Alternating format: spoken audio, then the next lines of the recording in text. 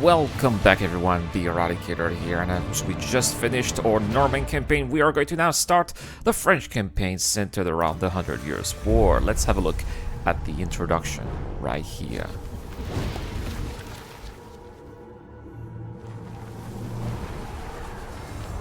In 1350, what we know as the idyllic French countryside was a living hell. For more than 15 years, the people had suffered at the hands of English invaders. Little did they know that this war would last for another 100 years.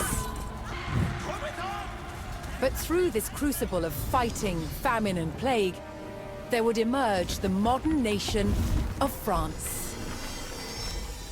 Chivalry. Well, chivalry, you are going to see, did not really survive the 100 Years' War. England's King, Edward III, looked jealously across the English Channel. Rightfully so, by the way. Wanting France for his own, he had added the fleur-de-lis, so, the symbol of France, what you have to understand is that, standard. I'll tell you after the video. This was an all-out declaration of war. And in 1337, he invaded. But France already had a king. Basically, France made a, I would say a dirty move, but they had a different culture already. As the English already. burned their way across the land, Philippe's army and his legendary knights marched to meet them, and came face to face with the English longbow. Well, that didn't work out so well. But the most devastating the knights had ever faced. The heroes of France fell to storms of English arrows. The war engulfed the French countryside. By 1351, the conflict was focused on Brittany. Here's my home country, by the way, in case you were wondering. One fight stands out as a spectacular display of chivalry, and a symbol of the wider conflict between the two enemy nations.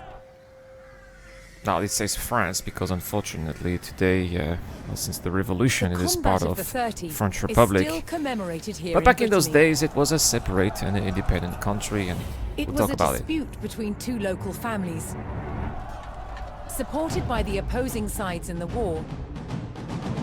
The French and English commanders decided to settle it through a trial of knightly combat. Now this is not exactly how it happened. Now, Each side would choose 30 champions to fight on neutral ground. France prepared to defend itself against England's finest. Now, this episode here, the Combat of the 30, is actually part of a different war. It is not part of the 100 Years' War, but it is part of the War of Breton Succession. Back in those days, Brittany was separate, but unfortunately House Dreux, which ruled Brittany from the 12th century until then, had no more heir. And so two rival houses, the Blois and the Montfort, fought for control of the duchy. One of them was supported by England, one of them by France. Of chivalry, and was expected the to Battle of the protect 30 was just a minor event in that War of Breton Succession. Now, this is the start of the mission here, and we are going to recruit hero characters here. You can see Sir Olivier Harel. And we're going to have to defend some peasants and do some good deeds, being the good knights that we are, of course. Setting the day here in the Breton countryside. By the way, did you see at the beginning? Most medieval tournaments were friendly France, in nature, Gaillac, held for sport Brittany. and glory. But the combat of the 30 was arranged between opponents mired in war. English raids had torn through the countryside of Brittany and brought great hardship to the people. We're gonna have another French champion here. Sir Jean spotted an English raiding party attacking a nearby farmstead.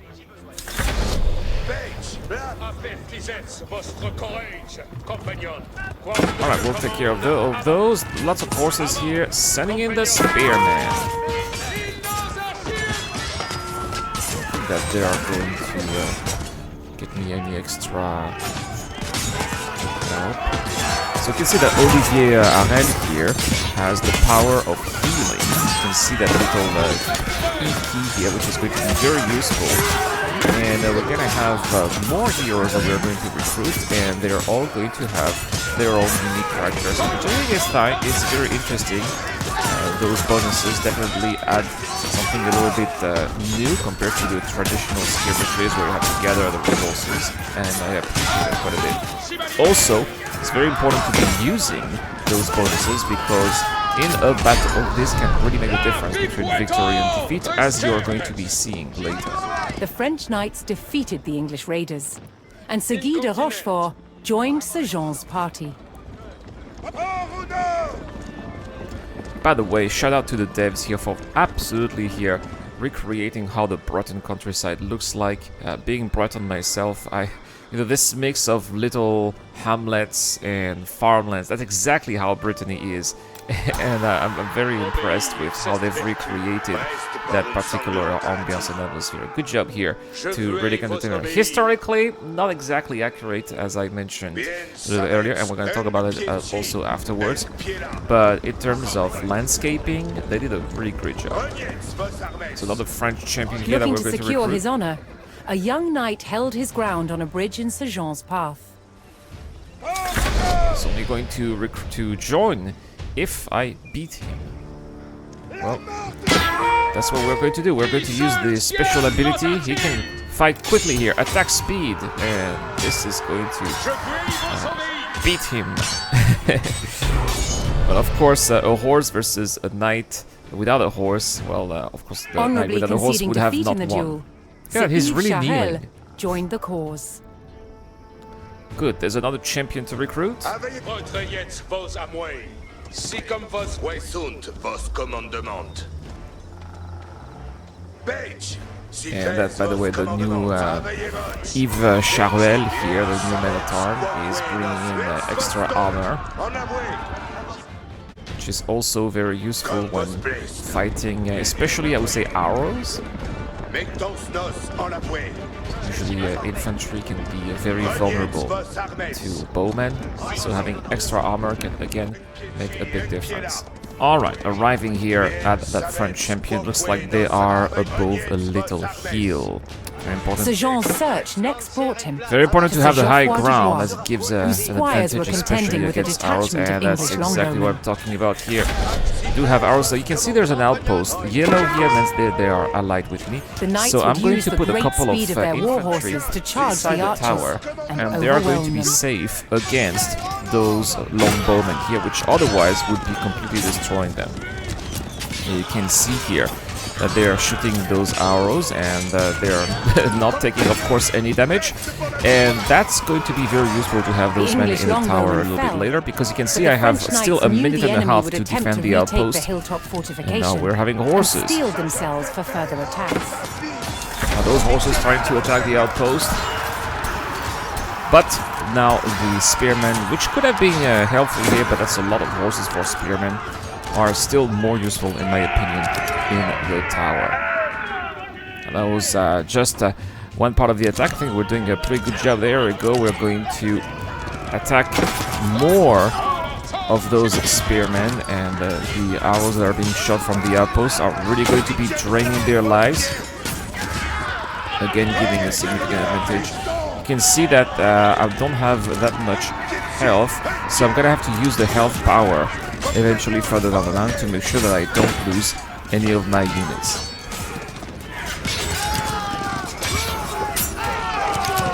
So far the combat is looking good. I think that there's going to be one final round here. Yes, they're coming from the other side. I have all my bonuses back. There we go, using the health bonus to make sure to see I have one of my horsemen here that didn't have that much health. But thanks to that bonus here, a little boost, he's actually reviving himself and he's not going to die. And that's basically it. Sir Geoffroy Dubois, Dubois from the wood. With Sir Geoffroy by his side, Sir Jean had secured the outpost. Now, that was very important to recruit him, because you can see here that he's got cavalry. So you can see that they have spearmen, infantry, men-at-arms, and cavalry. These are the esquires they're going to bring with me for the fight. and we're going to have to make our choices. Now, I've made this mission multiple times with all kinds of configuration, and there is basically only one configuration that can easily give you the victory. I haven't been able to win with any other configuration, so that's what you're going to check out. I'll also try to use this horseman to see if there was any gold to capture around the map, but unfortunately I have not found anything, even though I tried to do a little bit of scouting. But if you have, well, let me know in the comment section down below if you've played this mission. Anyway, we have arrived at the halfway oak. This is the camp where the fight is going to take place, where he prepared to choose which knights would join him in battle. So here, very important, you have to select the spearmen for healing Each knight would be and accompanied the by his cavalry for squires, movement, and you're going to young see nobles why. in training to become knights themselves. So we're taking this one, and we'll be taking Olivier Harel as well. Now you can see that they have a whole range of different combatants. It's actually, it doesn't really matter what you choose, because whatever you choose, the English are going to adapt anyway. So that's why there isn't much choice here. You have to take the spearmen and the cavalry, simply because the bonuses are better. Sir Jean had selected his the champions. horses are also, well, the French horses are famous for being the best in the game. The two sides entered the arena, ready for the first round of combat. So having the best horses is also going to help. Just in case you don't want to redo the mission all over again, I had to do it several times to try it out. This is really the moment you want to be saving your game, because just in case things go south, you're gonna have to do it all over again from here instead of from the beginning. Alright, the fight is about to start. Here we go, they got horses just in front, bringing in the spearmen. Very important to put your troops here in groups, just in case you want to be maneuvering them a little bit better. Looks like I still have all of my men here, and they've already started to lose. Oh yeah, it is a bloodbath. The English are falling like flies. I haven't lost a single soldier. Okay, there's my first loss right here so far.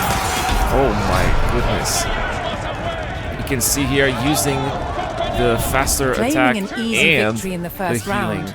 The French champions left the arena to recover their strength. Quite a bit here. You can see that basically, I basically have twice the amount of soldiers that they have now. Plus, we can have now some upgrades from the blacksmith, which is why I was looking around the map, see if there was any gold scattered around the area, but no, unfortunately. No resources I can find. I would have loved to get the last update. I suppose that it's basically, again, another choice that you have to make. Refreshed and reinvigorated, I am ready. I don't think the French knights that I'm return going to the to be arena losing for another round of combat. Here, and that's going to be an easy The combat of the victory. 30 was about to decide which nation would control the Duchy of Brittany. That's actually not true.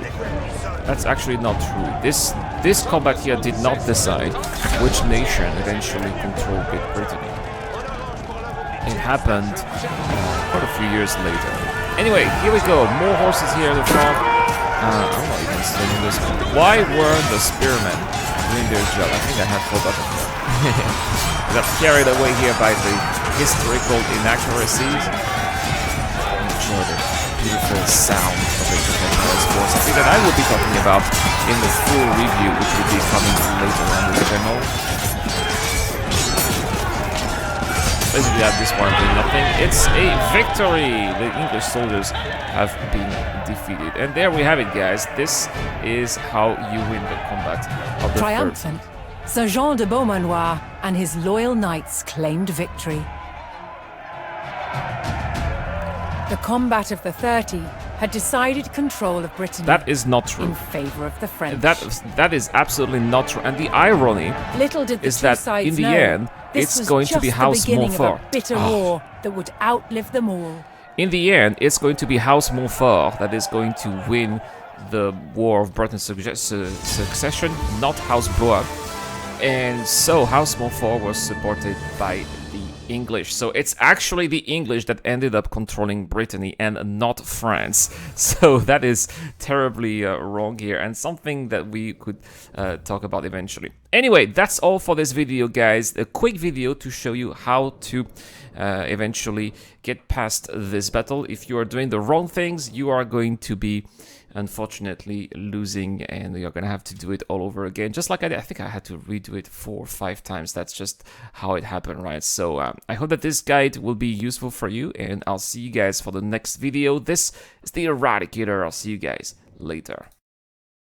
A huge shout out to everyone who's been helping me out on Patreon and via the YouTube Join membership program. Creating content on YouTube involves continuous circles of ups and downs, and it is when we are the lower parts of the curve that your help really motivates me to keep on going. Your contribution really does make a difference, which is why in return I try to give back by offering backers access to my private Discord channel, automatic access to exclusive giveaways, or answering your questions during the show. You can help me out with as little as $1 a month, and any help is greatly appreciated. Thank you very much for watching again. This is the Eradicator. I'll see you guys later.